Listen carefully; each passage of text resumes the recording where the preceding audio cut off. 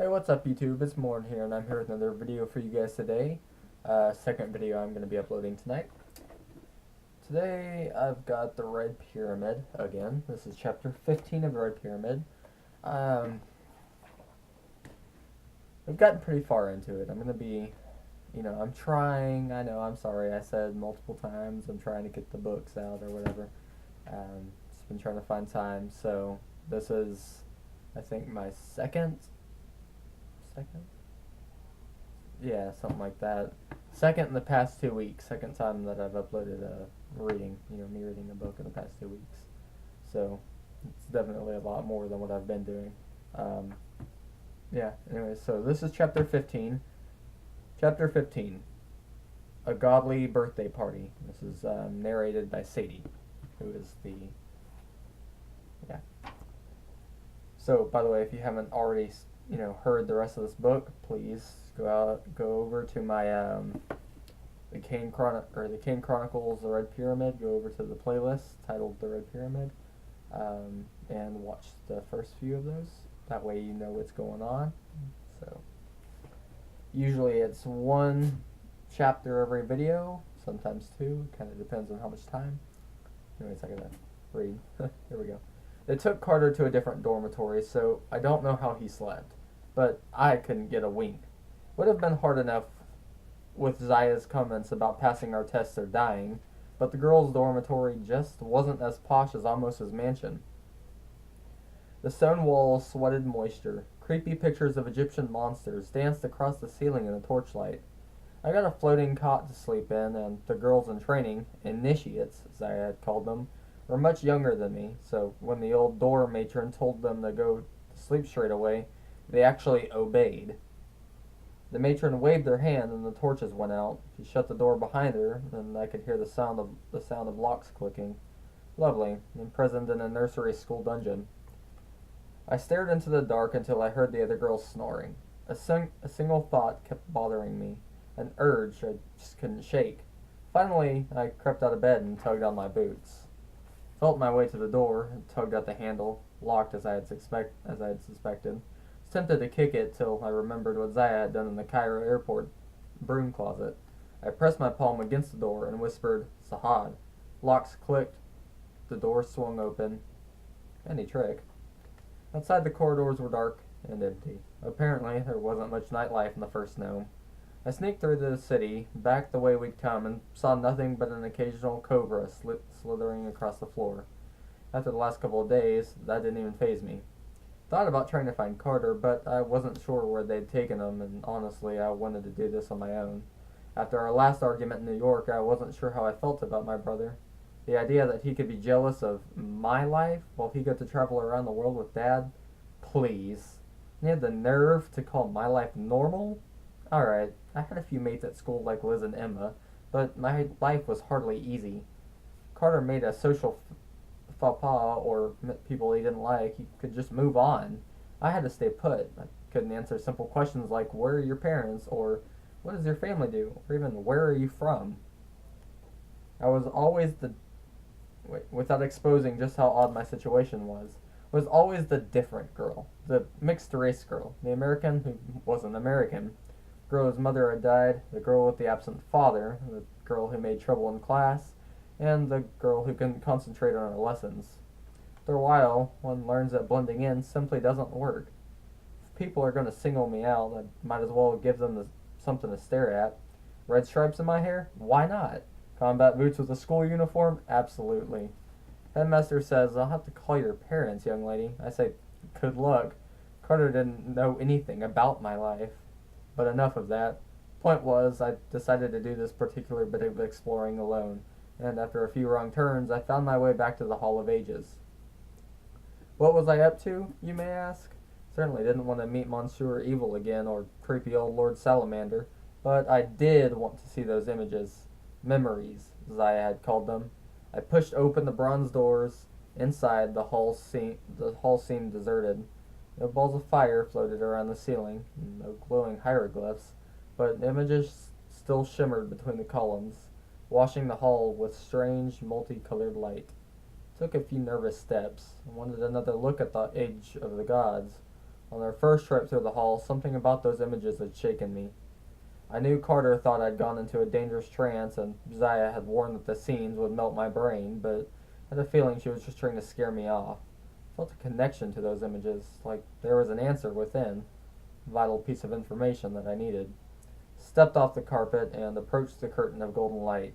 I saw sand dunes shifting in the wind, storm clouds brewing, crocodiles sliding into the Nile. Saw a vast hall full of revelers. I touched the image, and I was in the place in the palace of the gods. Huge beings swirled around me, changing shape from human to animal to pure energy. On a throne in the center of the room sat a muscular African man in rich black robes. He had a handsome face and warm brown eyes. His hands looked strong enough to crush rocks. The other gods celebrated around him. Music played, a sound so powerful that the air burned. At the man's side stood a beautiful woman in white, her belly swollen as if she were a few months pregnant. Her form flickered. At times she seemed to have multicolored wings. Then she turned in my direction and I gasped. She had my mother's face. She didn't seem to notice me. In fact, none of the gods did, until a voice behind me said, "Are you a ghost?" I turned and saw a good-looking boy of about 16 dressed in black robes. His complexion was pale, but he had lovely brown eyes like the man on the throne. His black hair was long and tousled, rather wild, but it worked for me. He tilted his head, and it finally occurred to me that he'd ask me a question. I tried to think of something to say. "Excuse me? Hello? Marry me?" Anything would have done, but all I could manage was a shake of the head. "Not a ghost, eh?" he mused. "A ba, then?" He gestured towards the throne. "Watch, but do not interfere." Somehow I wasn't interested in watching the throne so much, but the boy in black dissolved into a shadow and disappeared, leaving me no further distraction. "Isis," said the man on the throne. The pregnant woman turned towards him and beamed. "My Lord Osiris, happy birthday." "Thank you, my love, and soon we shall mark the birth of our son Horus, the Great One.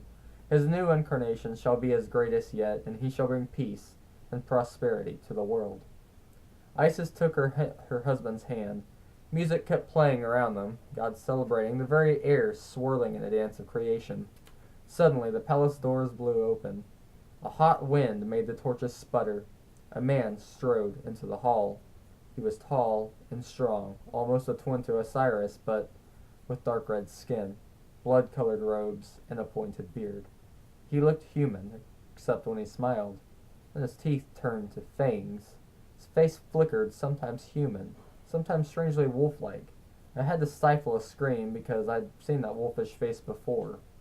The dancing stopped, and the music died. Osiris rose from his throne.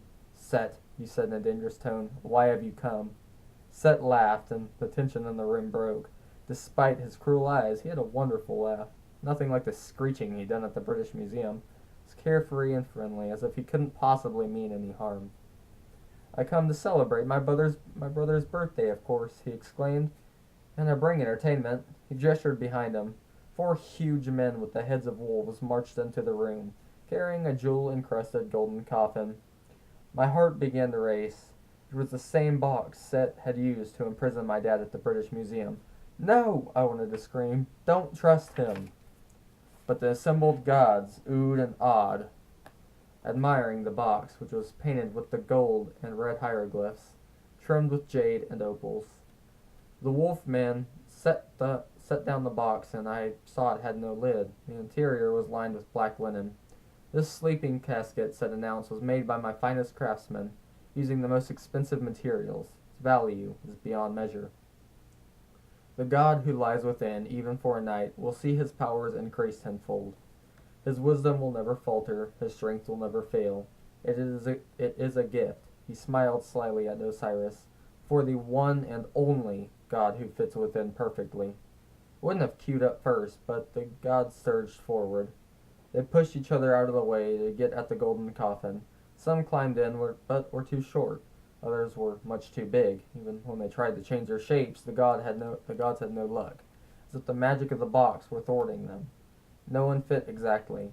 Gods grumbled and complained as others, anxious to try, pushed them to the floor. Set turned to Osiris with a good-natured laugh. "Well, brother, we have no winner yet. Will you try?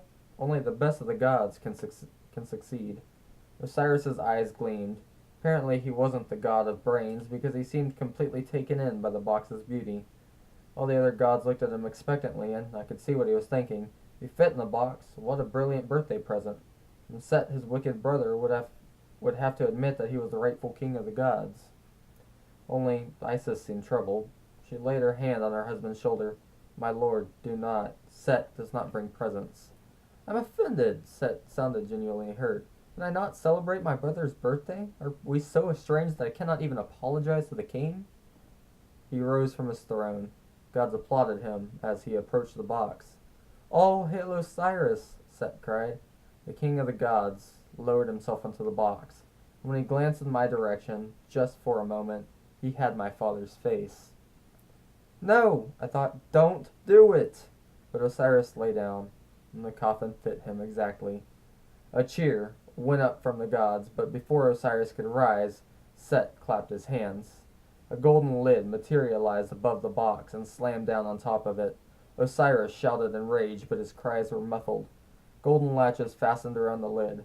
The other gods surged forward to intervene, and the boy in black I'd seen earlier reappeared, but Set was faster. He stamped his foot so hard the stone floor trembled. The gods toppled over each other like dominoes. The wolfmen drew their spears, and the gods scrambled away in terror. Set said a magic word, and a boiling cauldron appeared out of thin air. It poured its contents over the coffin, molten lead coating the box, sealing it shut, probably healing the interior to 1,000 degrees. Villain! Isis wailed. She advanced on Set and began to speak a spell, but Set held up his hand. Isis rose from the floor, clawing at her mouth. Her lips pressed as if an invisible force were suffocating her. Not today, lovely Isis, Set purred. Today I am king, and your child shall never be born. Suddenly another goddess, a slender woman in a blue dress, charged out of the crowd. Husband, no! She tackled Set, who momentarily lost his concentration. Isis fell to the floor, gasping. The other goddesses yelled, Flee! Isis turned and ran. Set rose. I thought he would hit the goddess in blue, but he only snarled.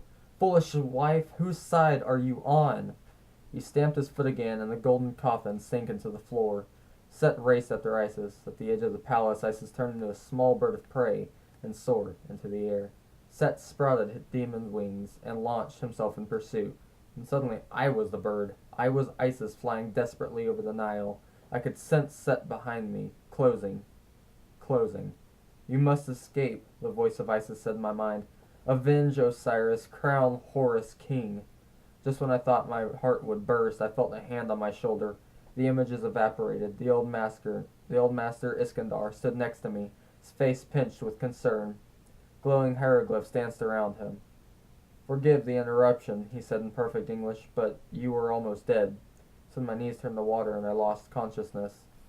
When I awoke, I was curled at Iskandar's feet at the steps below the empty throne. We were alone in the hall, which was mostly dark except for the light from the hieroglyphs that always seemed to glow around him. Welcome back, he said. You're lucky you survived. I wasn't so sure. My head felt like it had been boiled in oil. I'm sorry, I said. I didn't mean to. Look at the images? Then yet you did. Your ba left your body and entered the past. Hadn't you been warned? Yes, I admitted, but I was drawn to the pictures. Iskandar stared into space as if remembering something from long ago. They are hard to resist. You speak perfect English, I noticed. Iskandar smiled. How do you know I'm speaking English? Perhaps you were speaking Greek. I hoped he was kidding, but I couldn't tell. He seemed so frail and warm, and yet it was like sitting next to a nuclear reactor. The feeling he was full of more danger than I wanted to know.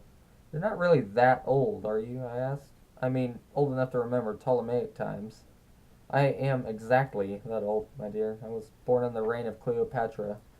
Oh, please. I assure you it's true. It's my sorrow to behold the last days of Egypt, before that foolhardy queen lost our kingdom to the Romans. The last magician to be trained before the house went underground. Many of our most powerful secrets were lost, including the spells my master used to extend my life. Magicians these days still live long, sometimes centuries, but I've been alive for 2 millennia. So you're immortal? His chuckle turned into a racking cough. He doubled over and kept his hands over his mouth. Wanted to help, but I wasn't sure how. The glowing hieroglyphs flickered and dimmed around him. Finally, the coughing subsided. He took a shaky breath. Hardly immortal, my dear. In fact, his voice trailed off. But never mind that. What did you see in your vision? Probably should have kept quiet. I didn't want to be turned into a bug for breaking any rules, and the vision had terrified me, especially the moment when I'd change into the bird of prey. But Iskandar's kindly expression made it hard to hold back. I ended up telling him everything. Well, almost everything. Left out the bit about the good-looking boy. Yes, I know it was silly, but I was embarrassed.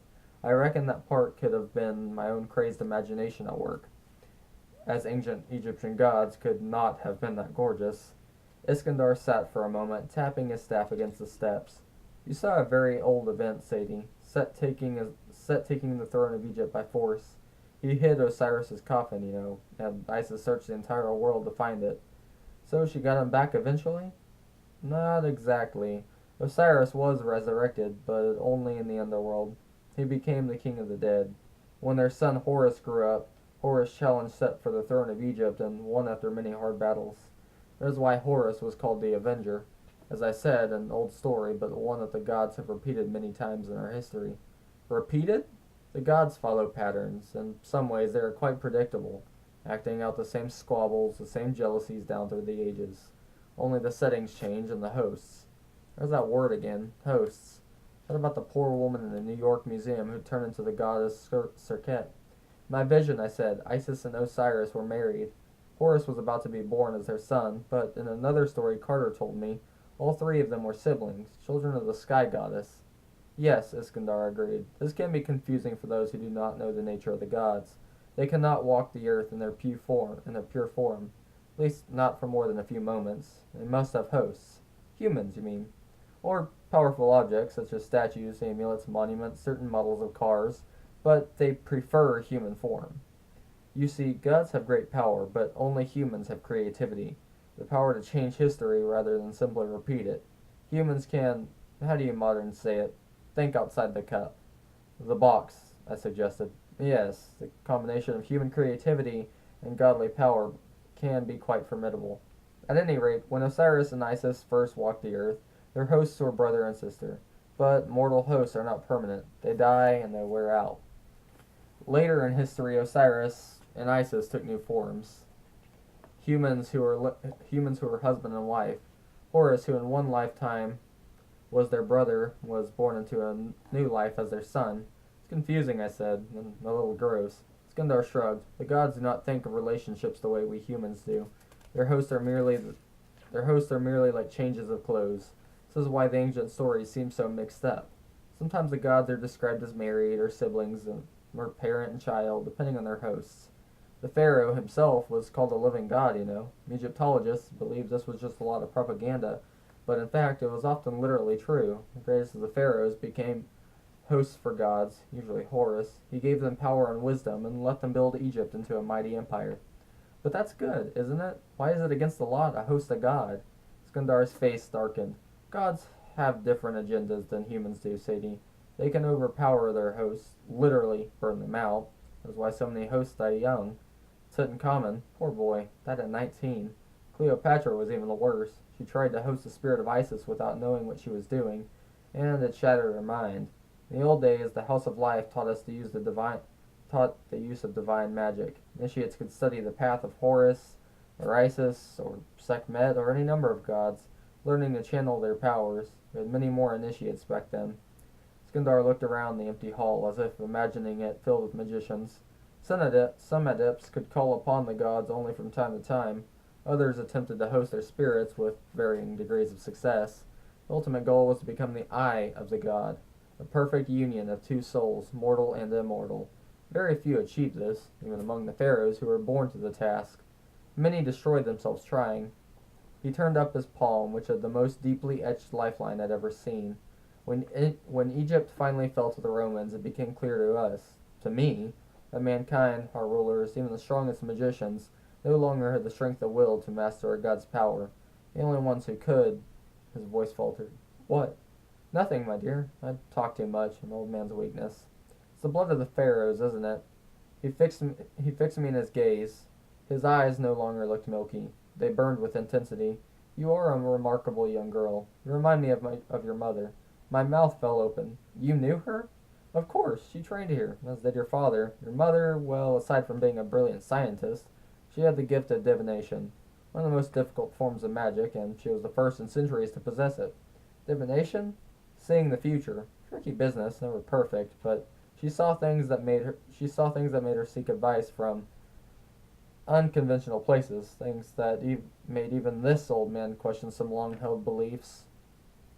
He drifted into memory land again, which was infuriating enough when my grandparents did it, but when it's an all-powerful magician who had valuable information, it's enough to drive one mad. Iskandar? He looked at me with a mild surprise, as if he'd forgotten I was there. Sorry, Sadie. Should come to the point. You have a hard path ahead of you, but I'm convinced now it's a path you must take, for all of our sakes. Your brother will need your guidance. Tempted to laugh. Carter? Need my guidance? For what? Path do you mean? All in good time. Things must take their course. Typical adult answer. Tried to bite back my frustration. What if I need guidance? Zaya, he said without hesitation. She's my best pupil, and she is wise. When the time comes, she'll know how to help you. Right, I said, a bit disappointed. Zaya. For now you should rest, my dear, and it seems I, too, can rest at last. He sounded sad, but relieved. Didn't know what he was talking about, but he didn't give me a chance to ask. I'm sorry our time together was so brief, he said. Sleep well, Sadie Kane. But Iskandar touched my forehead, and I fell into a deep, dreamless sleep. Alright guys, that was chapter 15 of The Red Pyramid by Rick Riordan, Kane Chronicles series. Hope you guys enjoyed. Make sure to check out my other videos on this same, book series. Make sure to like, comment, subscribe to my channel if you did enjoy, and I will see you next time on chapter 16 of The Red Pyramid. Peace out.